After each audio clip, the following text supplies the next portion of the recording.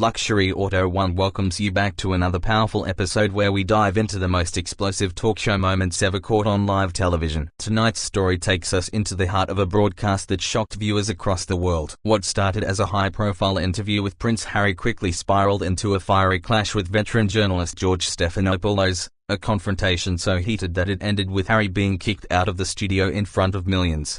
The story begins in New York City, inside the bright and polished studio of Good Morning America. The stage is set, the audience is buzzing, and the crew prepares for one of the most anticipated interviews of the season. Prince Harry, Duke of Sussex, has been invited to sit down with George Stephanopoulos for what was expected to be an in-depth but respectful conversation about his new projects, family life, and continued reflections on leaving the royal family.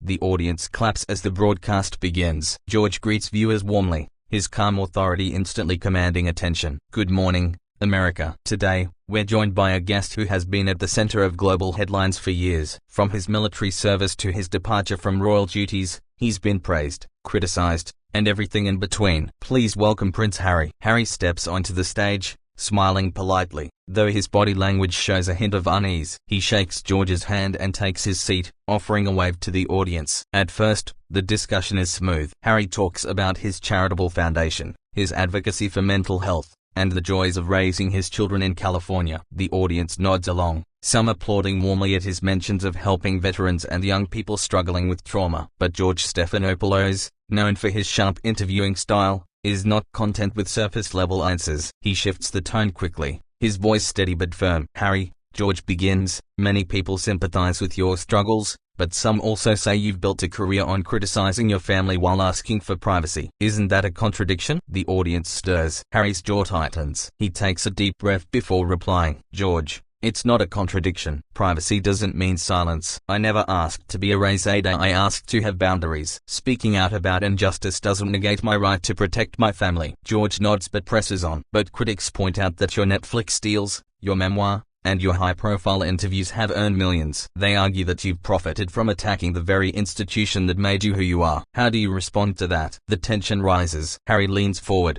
his voice firm. I'm not attacking the institution. I'm exposing the truth. For years, I endured lies, manipulation, and a system that silenced me. Telling the truth isn't betrayal, it's survival. The audience applauds, though not everyone seems convinced. George maintains his calm, but his tone sharpens. Harry, survival is one thing, but accountability is another. Your brother and father, for example, have stayed largely silent. Isn't it unfair to publicly accuse them when they cannot respond the same way you can? Harry bristles, his eyes narrow. George, silence isn't always nobly, it's complicity. Just because they don't speak doesn't mean they're innocent. It means they're protected by the system, and I will not let that system silence me anymore. The room feels heavier now. George, never one to shy away, leans closer. But Harry, every time you say you're moving on, another project appears that drags the family back into headlines. Don't you think at some point it looks less like healing and more like exploitation? The audience gasps softly. Harry's face flushes. His voice rises. Exploitation? No,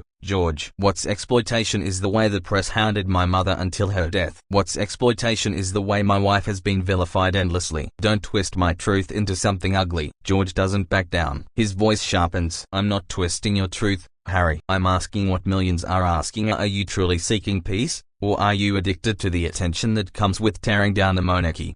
The air in the studio turns electric. Harry slams his hand lightly on the armrest, his composure cracking. That's insulting. I walked away from power, privilege, and a crown. If I wanted attention, I would have stayed in the palace. I chose freedom. The audience murmurs loudly, some clapping, others whispering. George, unshaken, delivers his next blow. Freedom doesn't look like anger, Harry. It looks like peace. And right now, you don't look free, you look furious. The audience erupts in applause. Harry stares at George, visibly shaken by the blunt words. He tries to recover, but George presses further. This stage isn't for rehearsed speeches, it's for honesty. And if you can't handle honest questions, maybe you're not ready to have this conversation. The crowd claps again, louder this time. Harry raises his voice, almost shouting now. This isn't honest, it's a trap. You invited me here to share my truth, not to corner me like some criminal. This is an ambush. George sits back, calm as ever. An ambush? No, Harry. This is journalism. Tough questions are not an ambush or their accountability. And if you can't accept that, then perhaps you shouldn't be here. The words cut like ice. The audience gasps. For a moment, there's silence. Harry rises abruptly from his seat, his chair scraping loudly against the stage floor. His face is red, his voice trembling with anger. If this is how you treat guests, then I'm done. I will not sit here and be humiliated for ratings. George's expression hardens. He gestures toward the exit. Then leave, Harry. Because on this stage, respect is earned,